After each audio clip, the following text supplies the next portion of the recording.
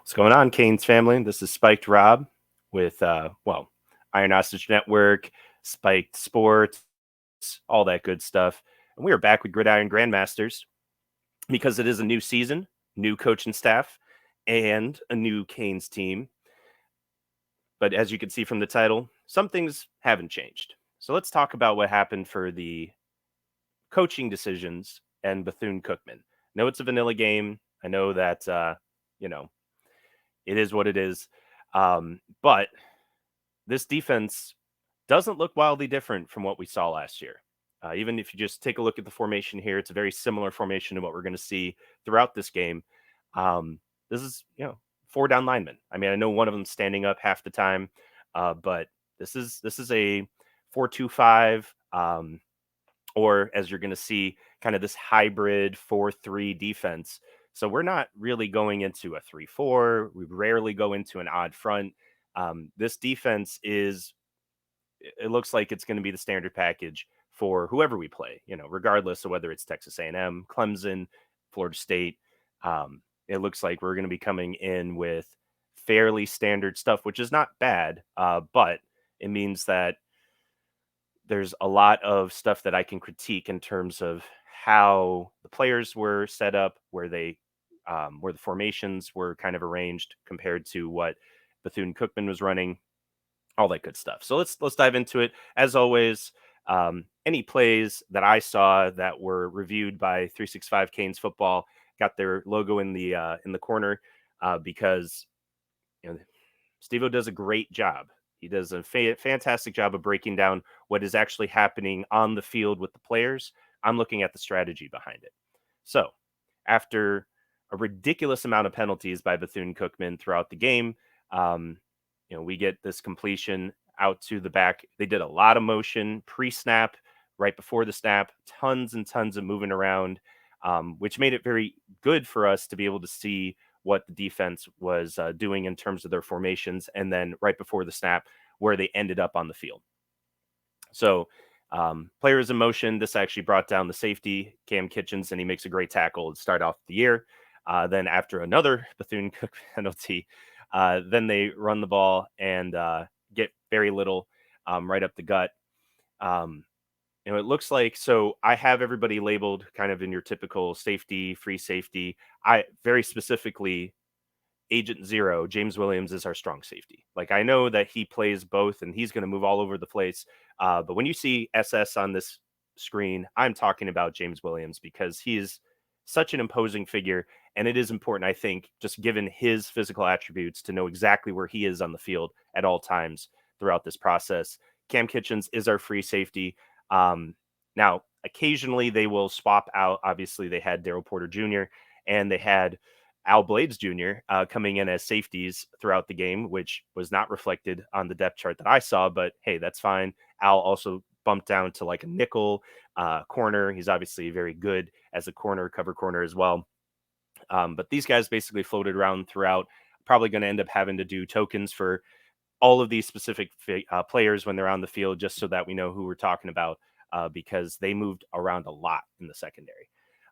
So in 3rd and 18, got another false start. So they actually needed 23 yards, and they get it to Marcus Riley. Again, the DJ Ivy is DJ Ivy. Check out 365 Canes Football for analysis of how he fucked that up. But the pass is just a crossing route. It's literally a crossing route from right to left. And because they had so much space, because of how far back everybody started, it just opened up for him. And hey, you know what? I get it. That's a typical thing to do with 23 yards to go. But at the same time, as always, we are not good playing prevent defense. Miami is an aggressive, athletic defense always. And when we decide not to be aggressive, it bites us in the ass. I'm just saying. That's not just this game, which happens a lot in this game, but just in general. This has always been Miami's identity. Hopefully Kevin Steele figures that out sooner rather than later, because it's not helpful. We might as well be more aggressive, go for broke, because it pans out a lot better for us. And honestly, the fans appreciate it. I do anyway. I mean, even here, if you see the setup, you've got You've got Stevenson. Tyreek is actually lined up like he's going to play man on the receiver. And because the guy does a crossing route, he passes him off to Flag, who is not good in coverage. It's not even a matter of speed. It's just he doesn't recognize coverages fast enough. Like that's not, he's a run stopping linebacker. Inside linebacker, outside linebacker, doesn't really matter where you line him up. He is a blitzing, run stopping linebacker, and he's getting much better at that. But coverage wise, he's out there to cover people who are coming out of the backfield at most, tight ends, whatever.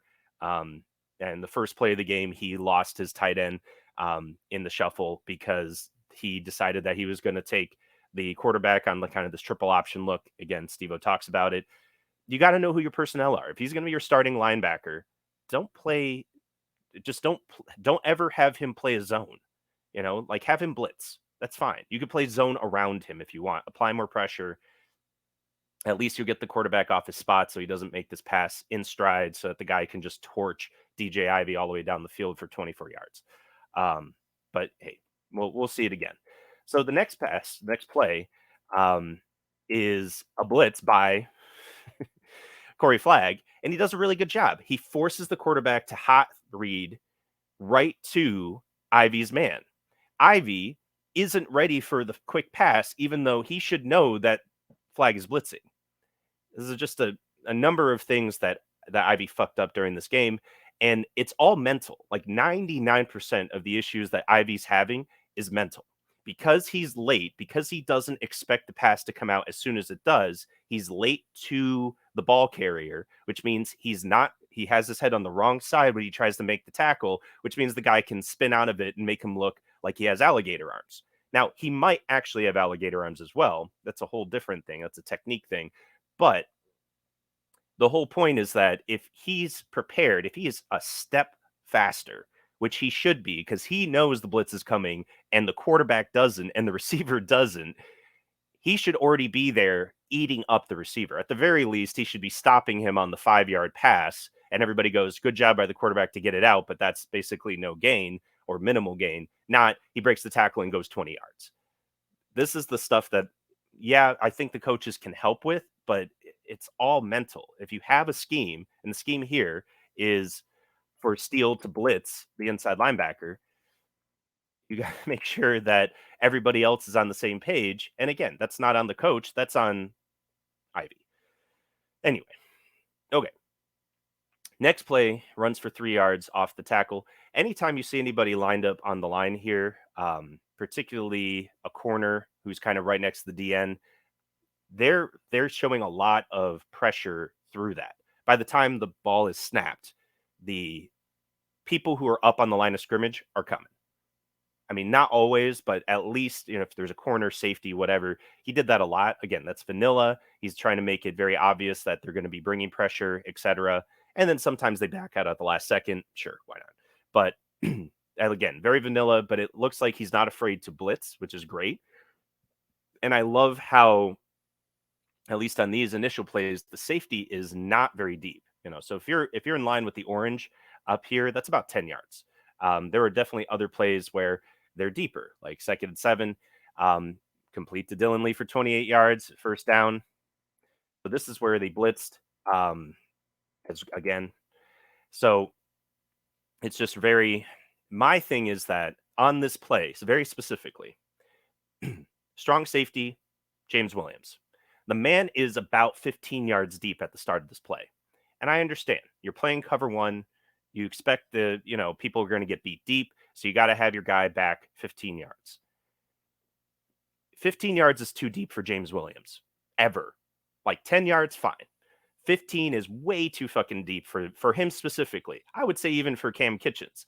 I didn't see any other safeties other than those two going 15 plus yards back throughout the entire game. Watching the film, every other safety that we brought out, Al Blades, Darryl Porter, Avante Williams never got past 10 yards if he could help it. Every single time he was on the field, he was trying to get closer and closer to that line of scrimmage. And I love that aggressiveness. Like that is clearly a personal choice that he decided to make. Steele clearly didn't tell all of his safeties they have to be 15 yards deep. That was an option that was clearly given to them because when other people came in and replaced James Williams or Cam Kitchens, they didn't go that far deep. They went 15 max, usually 10 to 12.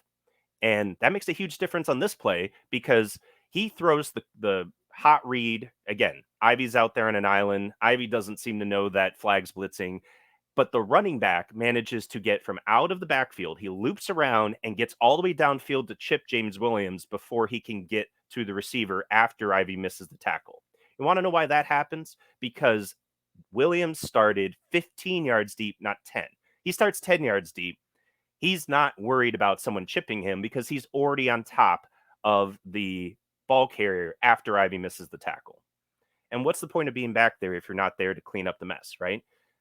James is a fantastic player. We're going to end this review on his interception because it's a thing of beauty. And honestly, after that, everybody coming in were backups. But he plays too much like he's Ed Reed and not enough like he's Sean Taylor. And as soon as he figures out that difference in his game, he is going to be a fucking monster for this secondary. So, after all this, they come out with 2 tight end set. It was a very odd formation. I mean, they were just running it, but they had a lot of guys in the backfield. But whatever. And here you could see like we're packing in corners really tight to the line. I mean, yes, we have our inside backer, outside backer, and at some point we're going to see the star come out there as well. But when I note the corner, that's because it's Corey Couch right on the line of scrimmage. And I love Corey Couch, and he is definitely our best cover corner by far. He's our starting nickel. They like to do a 4-2-5. I think it's great. I think it's brilliant. It's just they pack him in so much that I think it could become problematic against either faster competition or just quicker linemen, higher stars, et cetera, against teams that we're going to play in the ACC. So we're going to keep an eye on that. But again, there's a lot of things that I enjoy about this defense because to me, it's easy to understand. You've got your 4 down linemen, you've got your outside backer, inside backer. If that's Flag and Steed, or that's Smith and Johnson, Caleb Johnson was out there a lot. They kind of have their pairings. They're all matched up together. So when 11's out there, 17's out there, usually when 40's out there, Caleb Johnson, number 4 is out there with him. And that's Keontra Smith. So, I definitely think that we're going to see a lot of this grow and develop throughout the year. But at the same time, it gets, for being vanilla, this was definitely pretty exotic looking compared to what we saw last year, compared to Manny Diaz's defenses last year, and definitely compared to He Who Must Not Be Named before him. The defenses will have a base set, but it looks like the personnel where people line up is going to be very, very fluid. And that could be very good if and when Kevin Steele figures out what he's got in terms of personnel. So, like, for example, here on this pass, 3rd and 9, Steed does a great fucking job. Shades of Peanut Tillman, punching the ball out, knocking it out after he's already caught it and is about to cross the line. Fantastic job. But at the same time, Steed's covering the tight end one-on-one because they're playing this kind of pass matchup zone. So you've got Cam and you've got Corey, who are both end up at the end of this play. They're not covering anybody. Corey passes off a guy instead of picking up the tight end as he comes through and letting Steed leave the tight end alone and keep an eye on the quarterback, who's very mobile and needs to have containment. Corey is the one who ends up stepping up to try and shut down the scramble on 3rd and 9, which, is fine, but that means you leave a very athletic tight end one-on-one with Raymond Steed, and it's a dime, and he is obviously very athletic, makes the catch. What he wasn't counting on was Steed not giving up on the play, which is why he's my favorite linebacker still. Everything I saw today, Wayman Steed is still, in my opinion, has all the tools to be the best linebacker for this core, this linebacking core, for this year. And I want nothing but the greatest of success for him because he doesn't give up. He has a mentality of being a gamer, and you just need that. Like I said, Corey is getting better. He hopefully will continue to progress. But Corey Flagg gives up on plays. Now, not every play, but he does it enough. Steed really never gives up on a play, even when he's completely out of it. Now, he doesn't have a high motor compared to, JHH, who had the rundown for the 24-yard play or 20-yard play earlier. But he just, I think that he could be the leader of this linebacking core. And I hope this is the year that he comes into his own and does it. That play certainly helps. But you're leaving him on an island. Of all the people on this field that you want to leave on an island, you are leaving Wayman Steed to cover the most athletic tight end that Bethune Cookman's probably ever had on an island when you have James Williams who's out there. You've got Cam Kitchens who's out there, even Corey Couch. It's bizarre to me. But again, I think that comes from Steele not knowing what he has. So let's talk about the opening. They torched us. I mean, 3 plays on the opening drive of more than 20 yards. What the fuck happened? Well, we fell for an opening trap. They basically came out and said, we have a way to fuck with what you've got going. With your base defense, your 4-2-5, your 4-3-3 with a star. I didn't even see a star out there for the first drive. We just played the base 4-2-5, kind of nickel package all the way down the field. They specifically designed plays to fuck with our setup. Anytime we went zone, they fucked with it. Anytime we went man, they fucked with it. And so, was it good timing? Maybe. It was more that they were looking for the coaching for Bethune Cookman. They were looking for specific things to happen, and saying, if Miami falls for it, then we've got an opportunity. Now, if they didn't have like 5 penalties of their own on that drive, they probably would have steamrolled all the way down the field, because they actually had another 20-yard play. It was the first play that got called back, which was a beautiful play call, that got called back. So there should have been 4 20-yard plays in that drive. But let's take a look at it in chess. This is something that happens. This is a very, very common setup. This is called the Joko piano. It's like the most common opening in chess. But there's a trap that happens here if you fuck it up. So this pawn basically attacks the bishop, pushes him back, as you could see from the blue arrow. And now what you're going to do is he's going to attack this other pawn and go after the knight. And a normal thing to do, again, a kind of reaction that Black would normally do, is to just take the other pawn. So then you end up with the same amount of material. Fine. Wonderful.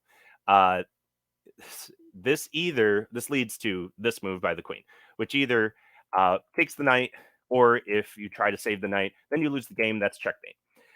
In 7 moves. So these are opening traps that, again, if you're not prepared, you fall for them. And obviously we weren't prepared. It's the first game of the year, but it's just, this is common opening stuff. And we just got completely outclassed on that first drive. In my opinion, completely avoidable. But it is what it is. So we come back and it just becomes, it's scramble after scramble. So you could see how far off the line we are. They were going in very tight formation, and you could see James Williams is up on the line here, or he's lined up as a linebacker, basically. So, it's not that he can't play close to the line. It's that when they say, hey, go play safety, James Williams drops the fuck back, which is just not necessary. So 2nd and 4, tries to run again off of the play action, doesn't get anywhere. And here, like I said, you still have James in. It's almost like a 4-4 defense, and you kind of play this cover 3 over the top. At least that's how the formation looks when the ball is snapped. And I like it. I really like this formation. It's balanced. It can handle passes, runs, scrambles. These are all good things to see. Now, 3rd and 6, God, Cam Kitchens is a fucking beast. That guy is just pure cover. He is a pure cover safety, and I am here for it. But if you see when the ball is snapped, they've got this alignment, right, where they're spreading out. They're bringing the middle linebacker right up into the A gap and saying, we're coming after you. The pressure gets there-ish. Actually, James is behind him. James is the one who actually, on the delayed blitz, actually hits the quarterback. But the biggest thing is that we are so aggressive here that having the cover one safety over the top allows for this duck of a pass to get picked off. Um, but it's because you're here pressuring enough that the corners are expecting the quick pass, but the safety is expecting the deep pass. That is exactly how this setup is meant to work. Um, and again, prior times for blitzing out of different packages, stuff like that, it's not as effective. Now, I'm not saying every time we want to blitz, we set it up just like this, but having James Williams blitz instead of being the safety deep, I think makes a lot more sense. Hopefully, Kevin Steele sees the film on this and says, yeah, that's a good idea. Let's not have James play center fielder in the future because it puts him in a position where he's not able to succeed, which again is 90% of coaching, in my opinion. So this pass for 13 yards and first down when they're on, the 25, etc. This is they motion out to the right. Obviously, they have four receivers to the right. They bring at actually it's Caleb Johnson. He ends up running with the running back out of the backfield to try and cover him one on one. Doesn't really get out there in time, which is another thing that I think we have to worry about. Speedy running backs will come back to bite us in later drives, but this is just a slant route against Ivy, and he gets torched on it, like torched on it. And it's because he plays so far off that because he's worried about making a mistake. And it's like the more he who hesitates is lost, DJ. I know he's not going to listen to this, but the more that you play soft and off and give up the underneath, like you're not playing for Blake anymore, man. Like this is not bend don't break defense. You need to be aggressive. If you miss, you miss. Cam Kitchens is going to miss multiple tackles in a row later on in this game. I'm not here to harp on him and say that was shitty. He went all out and he just didn't make the play that he thought he was going to make. That I can accept. Ivy is going to be a liability until he decides that he needs to be aggressive, that he's a Miami Hurricane and he plays defense. So if he wants to come out and play soft, there's 10 hungry guys, well, 9 now because Marcus Clark decided to transfer out instead. But there's a bunch of hungry guys behind him who are not going to play soft behind him. And we see some of them. Isaiah Dunson got some time out there. Like I said, they played a couple of our corners. Well, I would say corners, Al Blades, as safeties, but they could easily go and play corner instead. And I just really hope that Steele figures that out, that he needs to turn that on with Ivy if he's going to continue to put him out there as part of the ones. If he's a second string, third string, okay. But, bro, got to be more aggressive. All right. So here, speaking of, next play, picks on him again. So they do this. They basically ran a similar offense to what Lashley played last year. A lot of spread, a lot of throw it out to the boundary in space, see what our guys can do because they're very fast. I think Bethune Cookman's going to throw up numbers on everybody that they play this year in the FCS. I mean, I just think that's going to happen. They have plenty of talent, and their offensive scheme is built to score a lot of points. It's also built to go 3 and out 10 times a game too.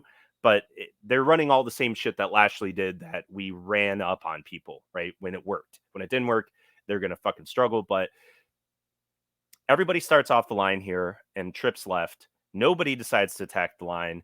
Now, I'm not saying that James Williams should be attacking the line, but, he's the strong safety there. But Ivy doesn't even read that like he's lined up over the receiver who gets the pass. He doesn't even read that it's a screen, that the receiver doesn't come off the line. He just kind of takes a few steps back and says, wait, is that that's a screen. And by the time he even realizes it and comes up, he's already blocked. He doesn't make the tackle, even though it's passed to him, and they get 7 yards out of it. They could have done that 20 times this game whenever Ivy was on the field. And one of these, they decided to throw it away instead. But it was just, be aggressive, man. That's all I could say. All right. Now here, the pass to Marcus Riley off the flat. I believe that Corey Couch makes this tackle and holds him up because Corey reads and reacts and attacks the ball. And then this play, this is the first time that we recognize that we have a star on the field, literally the star linebacker, and that is, of course, Gil Frierson. And you see how we line up. This is our odd front. This is our 50 front for whenever we want to get big. And so, I mean, none of the guys on the line are huge. We don't have John Ford out there this year, but we've got some movers and shakers. They're very strong. They're very agile. And when you stack the box like this, look at this. We got 6 guys on the line because we bring up flag on the tight end, and as soon as the ball is snapped, he just hits him, right? And he says, "You're not going anywhere. I don't know if you're trying to block me or not. I'm negating you and getting you out of the way." It works really, really well. I love this. I love everything about this. You've got Gil Frierson coming off the edge, basically being the actual edge rusher, and then you've got the typical edge rushers holding contain, holding their gaps, and letting the faster guys, James Williams is right up on the line, just let these guys eat. This is fucking beautiful. I love everything about this. And of course, it led to no gain. And then they wasted a timeout. Bethune Cookman did, and then decided to punt. Whatever. It's a thing of beauty. Okay. So they bring out their other guy. He gets a incomplete pass. Actually, the running back was there because we played zone again over the top. Gil decides to drop back this time and hits him in the hands and goes out there. And I don't know, the commentator decided to blame the quarterback on that. Uh, it was fine. He should have caught the pass. It wouldn't have gone anywhere. I mean, as soon as he caught it, Porter flies up and says, welcome to the U. And so, I mean, again, aggressive. Like Porter playing at safety is more aggressive than DJ Ivy playing corner. I'm just saying. And now the interception return, they try to do the play action. Stop me if you've seen this before from last year. Play action for a running back off of a running game that is non-existent, and then try to pass back across the formation, gets tipped, intercepted, get ball game. That was us against North Carolina, but it's the same thing. It was a bad play design, in my opinion. If it is actually an RPO where he can actually hand the ball off, he should have. Messidor literally waited for the pass the whole time. And so it was just a bad read by the quarterback. And part of that is because Bethune-Cookman decided to bench their starting quarterback because he got mad at the coach for punting on 4th and 1. I don't know. I mean, I get it, but Jesus. Anyway, pick 6. So we're going to talk about this. This middle game idea is double attack. This is something you try to do throughout chess, something you try to do throughout football, right? The idea is that 2 targets are hit at the same time, and this is when pieces are loose. And so you move the queen here as black to put the king in check. You force him to take back because if you don't, then you lose. So you force it, you give up your queen, one of your most powerful pieces, but it allows this wonderful play. It's not the same as a fork. But the idea is now the bishop not only gets to take the other bishop, he also threatens white's queen and allows for a discovered check on the king there. Not only does black get back the material that he decided to sacrifice, he also has the white king on the run, and checkmate is right around the corner. This is all from this double attack. This, so that creating an attack against the queen and also checkmate simultaneously. So if we look back at the pick 6, what you've got is Messidor threatening to sack the quarterback, batting the ball down, and then Frierson et al. Waiting in the back. Actually, when Steve-O looked at it, Avante Williams was going to light up the receiver if he actually got the pass thrown to him on the slant. We were threatening 2 or 3 things simultaneously, and the quarterback made the wrong decision. Pick 6. I love how aggressive that is for us. I think that is something that this defense, I mean, we had 3 interceptions in this game. I saw multiple times where the guys were trying to knock the ball out.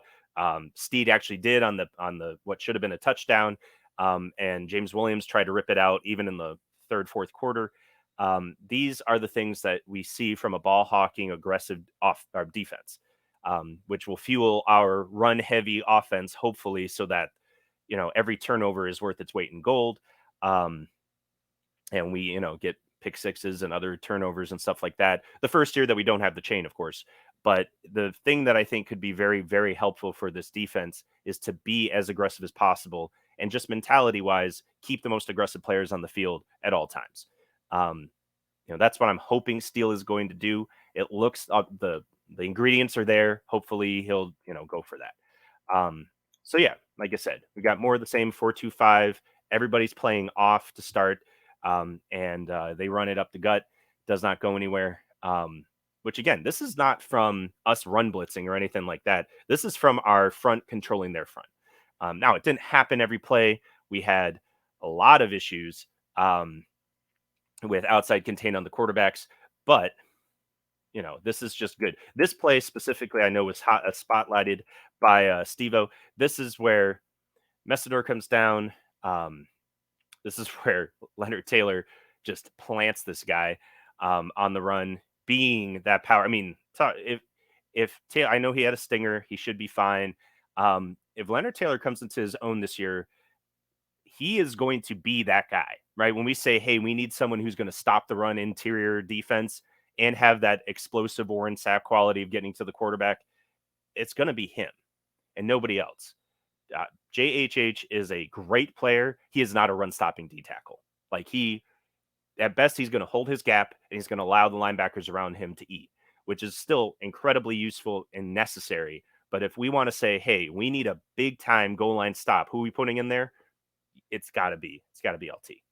So even here where they do those double stacks that I hated in Lashley's offense, fucking Bethune Cookman's coming out and doing it here. And it basically negates all of the bullshit. As soon as they say, hey, we're going to run, it's 6-on-5, they lose. This is fine. But last year, Miami probably would have missed 3 tackles before we actually got a stop for a 3-yard gain. Here, stop for 1 yard, and it was emphatic. Like he ran into Taylor, and that was it. Just already love the difference between this. Now, 3rd and 8, this is where he scrambles for 14 yards. Here's my issue with this play. This formation, yes, okay. Kelly, freshman, comes in, bull rushes, doesn't keep his outside arm free. You see it on the other side. Jafari Harvey does the same thing, but he keeps his outside arm free. So when he gets around the tackle, he's ready to contain. You can literally see it on the replay where you see Harvey completely open and ready to make the contain on the quarterback. And he's expecting to see Kelly across from him doing the same thing. Kelly went 2 arms in, never actually got his outside arm free. And it was, I mean, not only was it easy, it was necessary, right? The quarterback had nowhere else to go. The pocket was collapsing on him, and we just gave him a get out of jail free card. But look at how far back everybody is.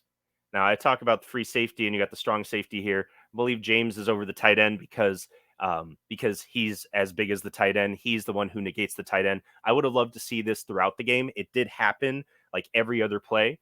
But to me, James could have just followed around their tight end the whole game and completely negated him. Would love to see that against the more athletic tight ends that we might see in the ACC this year, because he is that dude. And I would love to see Agent Zero literally just lock down on the most athletic guys on their team and school them.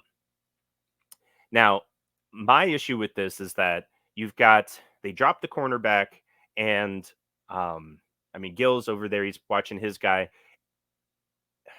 Cam Kitchens is so fucking far away. This is where he actually lined up. He is so far away from everything else. Like, it's not necessary. He plays more in the center than he's able to read and react on the scrambling quarterback, and probably limits this to maybe less than 10 yards. But because of where they lined him up, and I'm an old safety, so this bothers me because there's no reason for the safety to be that far back. Now, I know this is actually Al Blades who's playing corner there, and he ends up getting blocked into him, I believe, by Isaiah Dunson, or at least that happened in a later play. But here they actually run a bunch of crossing routes, and it pulls everybody in, and so that allows the quarterback to scramble out. But it's just, this is not necessary. Like, there's formation's wrong. I'm not saying that it's fixable for sure. It's definitely fixable. It's just something that is unnecessary, not just against Bethune-Cookman, against anybody. We should never have our safeties this far deep. They're all fast enough. All of our safeties are fast enough to handle whatever the hell is going on. It's more about the decision making and being like assertive, confident in your decision, and being aggressive. So anyhow, next play, he runs for a loss of 1 yard. This time they try to pack it in, and I believe our linebackers come over and make a very good tackle. I believe Corey Flagg actually makes the tackle here. Now, okay. So this one for 21 yards, they stack the line and decide to go all out. Great, wonderful. Again, the DN doesn't seem to know that this is what is happening. That is the problem to me, is that the DN has to know all of the pressures coming through the middle. All he has to do is keep contained. He does not have to do anything else on this play, because if you look at the formation, everybody stepped up in the gaps. Everybody's coming. Everybody is blitzing. And we're playing man across the board. And as soon as you allow the contain outside, there is no help behind you because they're busy handling everything else behind them.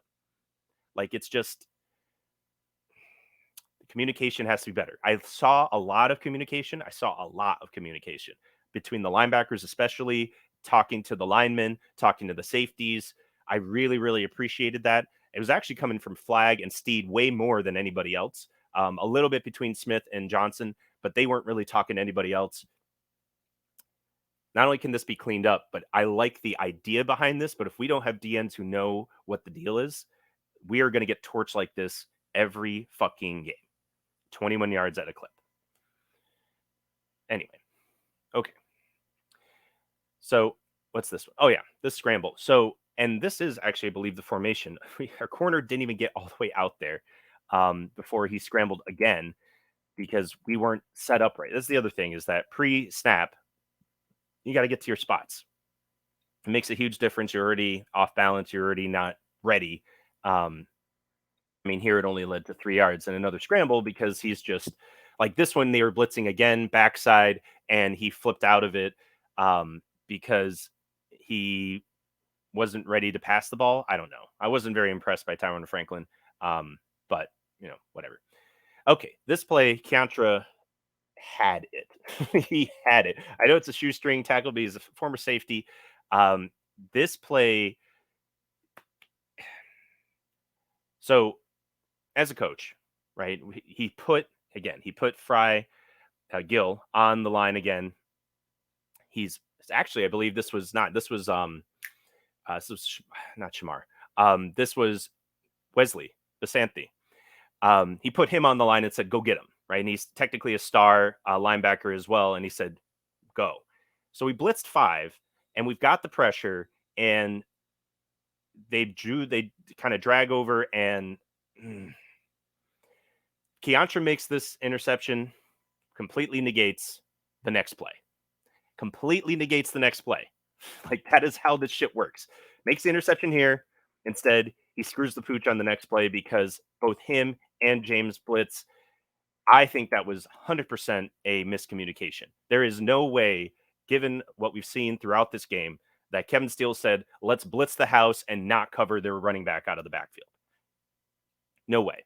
And the fact that Keontra was late to blitz means he either didn't see the running back and realize that was his responsibility, or I don't know. James was blitzing as soon as the snap went off. So they didn't communicate to each other. They even had a little bit of you're here, you're there, but they didn't obviously talk about who was blitzing, who wasn't. But I put that on Keontra, even if it was James who should have been covering him, because of the play before. So it just, you look bad because he was the one chasing. But even still, the play before, man, that's why you got to make those. You got to make them. That's why, as stupid as the chain is, it makes it real for the players to say, when you do that, you make a big impact on the game. Not just because of taking the ball away, but because of the stuff you avoid plays after. All right. So here, you can see how tight the corners are. I love this shit. Again, 4-2-5 defense. And here he passes us to Kamari Everett. Now, he doesn't, Steve-O didn't talk about this too much, but it is pretty much the same play that they did before, but the pass is farther, it's wider instead of up the field, which was the very first play of the game. And part of that was because Corey Flagg steps out. So if they tried to send him up the field and try to do that quick flip that he did in the beginning, Flagg might pick this off and run it back for a touchdown. He really was all over it from the beginning. He immediately recognized run, but that's not my responsibility. DN, they left the DN free all day, like an option offense. And he recognized that he needed to get his ass out there. So I believe that Flagg will continue to progress very well this year based off of that, because he's thinking now.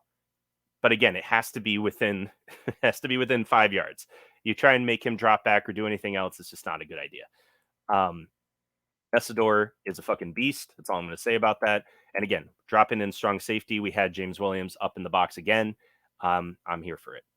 All right, start at the 6 yard line, and they just light us up in the beginning of the second half. This is the part that I am going to focus on for the end game. We come out of halftime. Yes, we made mistakes in the first drive. Then we get the pick six. Great. But we also fuck it up because we had another pick that we dropped and they were driving, et cetera, because of scrambles.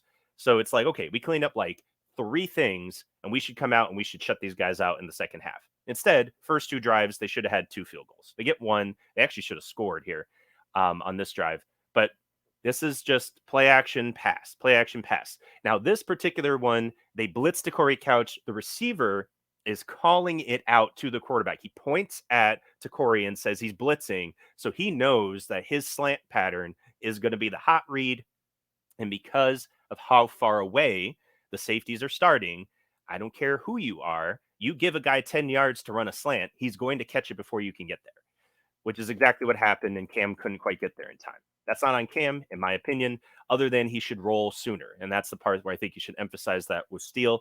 If you're going to send your guy, especially if everybody sees the receiver pointing at the corner and knows that the blitz is coming, then you might as well sell out. Everybody rolls up. He ends up about 6 yards off the ball instead of 10. And I think that Cam makes that stop, that he defends the slant, no problem, especially because they had to do that play action motion. Anyway, next play completes at 15 yards. They literally run the same fucking play. Annoying because they do the stacks, right? So the lead receiver runs a slant. Ivy is covering him. He somehow expects Williams, who's covering the back receiver, to dirty window the slant because Ivy has got to be about 15 yards deep. He starts the closest of anybody on the line when the ball play is snapped. And he is so far behind the guy when he makes his slant pattern around James. Because James is so tall, that actually gives Ivy more of a window to get on top of the receiver and take away the slant. And instead, Ivy bails even further back. It's so fucking frustrating. Part of it is also because we put our safety, again, you can see him. Cam is about 15 yards deep when this ball is snapped, but he's not even over the center. It is frustrating because this quarterback, as good as Jalen Jones is, he can't make the pass deep down the field like that. All of these 40-yard, 50-yard passes that he made, they're lollipops. He made one really good pass, and it was 10 yards through the air. You should not be 15 yards deep. I don't understand it. He's not even centered, so you're leaving basically Ivy on an island, and we get burned again. Got to clean it up. It's just so avoidable. So then he runs for 4 yards up the field. It was actually good pressure. It was Leonard Taylor. He bull rushes and he doesn't realize that the quarterback's going to scramble right to him. He's too busy trying to beat down every single person in front of him. Fair enough, but that's something that he can develop that awareness as he's beating the fuck out of people, that he needs to be ready to hand fight and grab the quarterback as he runs by him. 6 scrambles again. This time figures it out, doesn't go anywhere. I don't think it was LT who got the stop here. I think they actually swapped them out for the other guys. And then 3rd and 6, he scrambles for 9 yards to the right. No contain again.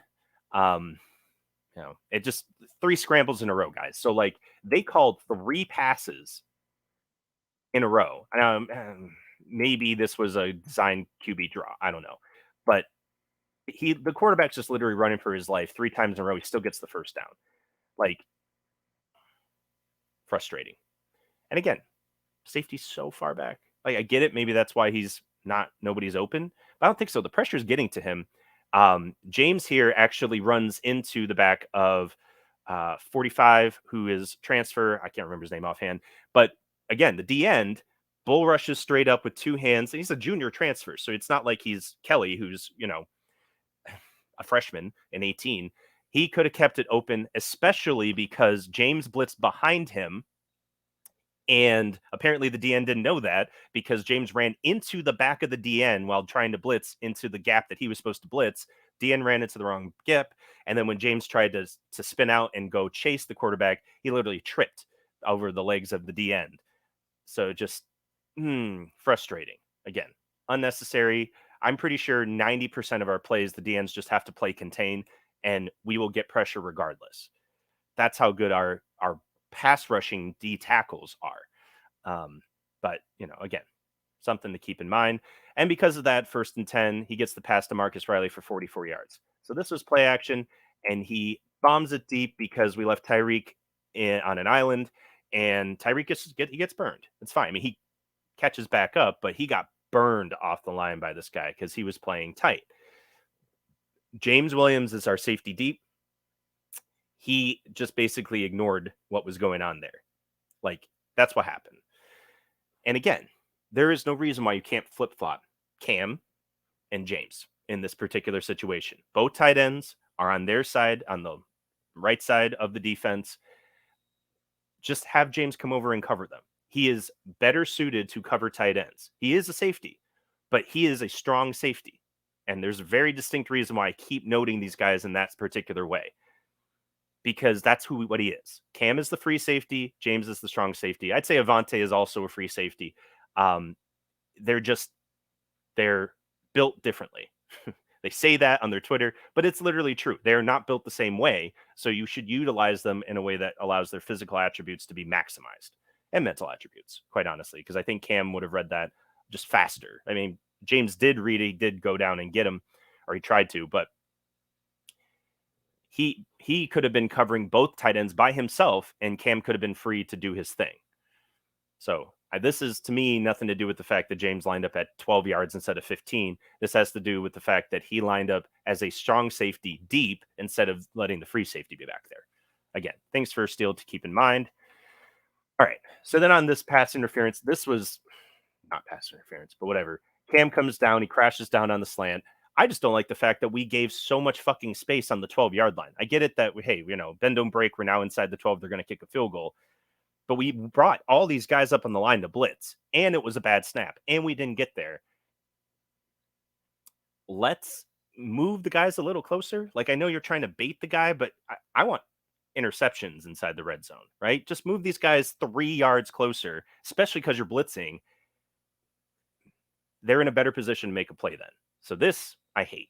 I don't want to see this formation ever again. I want to see something like it, but improved. All right. So 1st and goal. Again, we start doing our 50 front. Stack them, put them on the line. And we see where now when push comes to shove, James is lined up right over the tight end. He's negating the fuck out of him. Good. Incomplete pass. It wasn't even like a decision, right? It's just incomplete pass. Now here, they try to motion them out, right? So they went from one side, they motioned them out away from James so that they got to pull the inside linebacker to cover the tight end and let Cam come all the way over the top to cover the tight end. To me, this is something that the coaches can figure out ahead of time.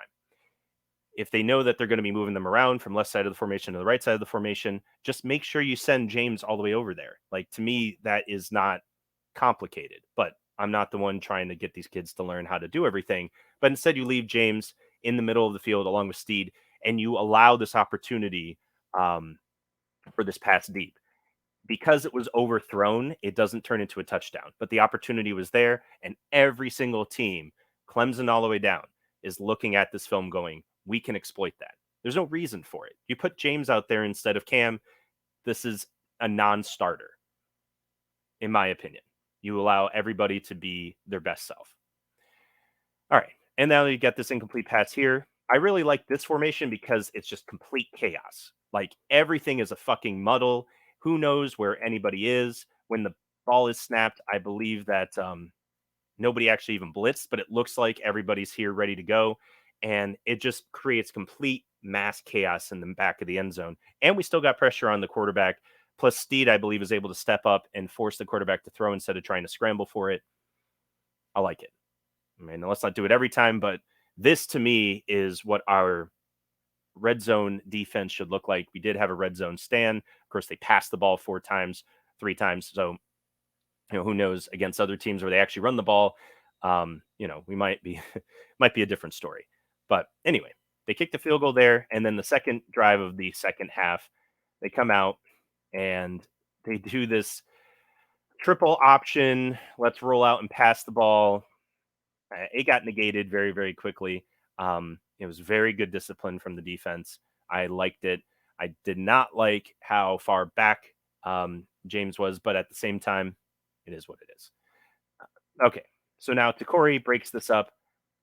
Pretty much the only slant pattern that was properly defended throughout the whole game. Um, Actually, he did it twice, but yeah, it was Takori every time. Takori is our lockdown corner. I really, really like the idea of finding, locate, and just giving man matchups, right? Athletic tight ends covered by James Williams. Best receiver for the other team, Takori Couch. Just make that their fucking job.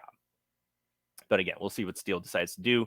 I know he wants to try and have his system put in place, et cetera, et cetera. Okay, this one, 48 yards, ends up scrambling away from pressure. Shouldn't have been able to get that.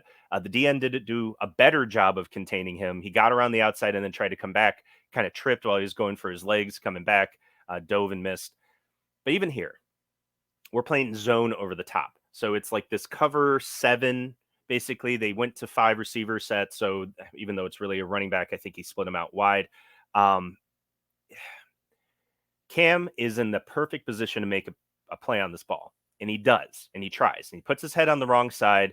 And this pass is a fucking dime. So it's totally understandable that he misses. What I don't understand is why everyone around him was not already converging on the ball as well as the pass was coming out. Like, that's the only thing. We were playing zone.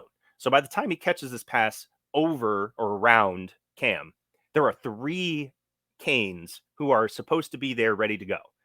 None of them are ready to make the tackle in case Cam misses the ball. And I don't know why, because they could have, all 3 of them could have been coming in for the tackle simultaneously had they all been going all out as soon as the ball was thrown. Instead, they reacted, they turned, and they waited to see what would happen. That should come with time, but that also comes with a mentality. Cam was aggressive on the ball. I don't blame Cam for missing this catch, basically. He went for the pick. He could have waited, he could have played conservative, but the point of playing the zone is that you can aggressively attack the ball in the air and you know you have help behind you, around you to make a play. So it's not on Cam that nobody else made the tackle. So it is frustrating, though. It was a great pass, but it is frustrating that this turned into a 48-yard pass. So it was what, our 4th, actually, that's, I think this is the 6th 20 plus yards play that we gave up. And then next play, handed off, and he goes 8 yards. I think we were a little shocked by the 48-yard pass before, and I forget who. Oh yeah, Cam did. That's right. Cam is playing over the alley. They have him run off tackle, kind of this, here, we're just going to hand it to you. You get no momentum. So Cam has time to get up and make this tackle right around the 5-yard mark, maybe even earlier. And he misses the tackle again. He just back-to-back plays, they're picking on him. I know he's one of our best tacklers for sure. What I think he needs to do is be able to clear his mind from the prior play. I think he was still thinking about the 48-yard pass he just gave up the play before, which again, he did give up the catch, but the yards after the catch were not on him, in my opinion.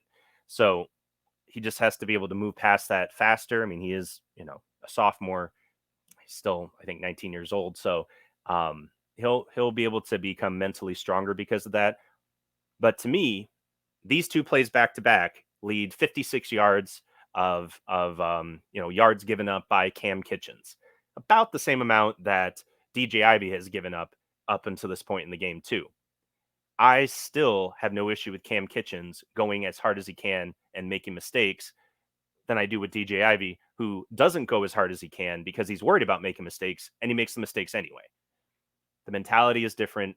One is more easily forgiven in my book than the other. All right, let's see. Jalen Jones. But this is the one where he throws it, and DJ is actually up on the line this time. And so they do the play action. They're going to throw the screen, and DJ's there. He still doesn't see the screen. He's still 5 yards off of the receiver when this ball is ready to be thrown. Now, the DN is out there, and he wants to try and defend the pass as well. And I think the quarterback was like, let me not risk getting this ball batted in the air, whatever. They decided to run it to the short side of the field, a la Rhett Lashley. I, I just think it's a stupid play design, which is why it didn't work. But they could have picked on Ivy again for this screen pass. This is only the second one they threw the entire game, and I have no idea why they didn't do it more often. So yeah, this pass incomplete. Again, defense by Kategori Couch on 3rd and 2, forces 4th and 2. They could have gone for it like they could have before. They decide not to. Great block by Jacob Lichtenstein. I am a huge fan of his. He's not on Messidor's level in terms of motor, but he seems to be a do it all kind of guy. And, I'm glad we have him. I'm glad USC doesn't. So, anyhow, so final point, it is important to convert your advantages. Multiple times in those last two drives, we had them on third and whatever, third and this, third and that. We allowed them to convert on those third downs way too many times. And they're not a good offense. They have good offensive ideas, but they're not good. And we still allowed them to convert their third downs. We already get them to a point where we're ready to shut them down, get them off the field, 3 and out next. We have to get better at that. And as it says, even top players, chess players, football players, whatever, struggle to convert advantages into victories and often end up with, like I said, giving up a draw, a loss when they didn't need to. In this particular example, White moves his knight out of the way and Black is winning. Black has this pawn. He's about to go down and score. And what he really should do is just move his bishop to here. And there is no way to stop this pawn from becoming a queen, basically scoring the ball and winning the game. White has nothing here but to hope for Black to screw up. In the actual game, Black actually does screw up. He tries to push the pawn early, so he ends up losing the bishop. The the actual knight ends up preventing the pawn from ever getting to the last square anyway, and he literally loses the game off of this one move. And the reason why that's important is because you could play a great game the whole time. And if you don't convert the advantage and get them off the field on third down, it doesn't matter. Everybody knows this who watches football. But in this game in particular, our defense showed some brilliant flashes. This particular drive shows that. Aaron Thompson runs for no gain. Fine. Again, we have this set up. We had it really, really widely arrayed. I think we were expecting him to pass the ball. Gilbert Frierson sitting out there in no man's land, and he literally has to like chop his feet to wait to see whether they're going to run the ball to his side or not. Even if they did, it would have been wide the fuck open. Instead, they run to the left-hand side. He goes nowhere. So then they decide to do next play after a false start. He ends up running for 5 yards into the teeth of the defense, but on the power side, and shockingly gets further than he would have running on the weak side. This is just, and we kept for this drive, especially in the end of the third quarter, we still had all our starters out there. So he ran at James Williams. James ends up making the tackle because he doesn't attack the line. That's fine. He's basically playing as a linebacker. Once the ball gets to him, the ball carrier gets to him, he manages to make the tackle, fights through the blocks, gets him down, 5-yard gain. And it was, I believe, after a false start penalty or whatever, it was like 2nd and 15. But here, 3rd and long, how do you convert your advantage? You pick it off, right? Great pass, great interception. I believe that this was not a slant pattern, but I will give it to James. He is the only other person besides Decory Couch to defend the slant pattern in this game with a just gorgeous one-handed interception. But again, he starts close to the line. He's able to convert the advantages. To me, with this defense and the way that we have it set up, and I am going to be keeping a close eye on this for our next game and, of course, the game after, where we line up our pieces is incredibly important. Just like any chess match, guys. This is how we can take this defense to the next level. Because the point in recruiting, the point in bringing in guys that you want to bring in to our school, our team, is because they bring specific intangibles that only they have. And if you do not utilize them fully, then you're doing them a disservice. You're doing the fan base a disservice. You're doing a team a disservice. So what I want to see in the next game is how we move around pieces like James Williams, Cam Kitchens, Avante. I mean, all of them. They're all unique players in that they have different skill sets that they are extraordinarily good at and things that they're not good at. And I want to see where we line up all these guys around the field. I saw Messidor line up as a D tackle, DN, etc. I want to see more of that from the coach in the future. I think that Steele will get it together. He's a very experienced coach, but we got to make sure this was already the warning signs are here. There are things that we are not particularly good at. And if he can figure out a way to cover those weaknesses up by the time we get to Texas A&M, I have no doubt that we will steamroll everybody in the ACC. So anyway, like and subscribe as always. Follow me on Twitter. This is how you're watching this. Anyway, this will be posted on YouTube later. And yeah, check us out at Spike Sports. You guys are awesome. Go Canes. And we'll see you all soon.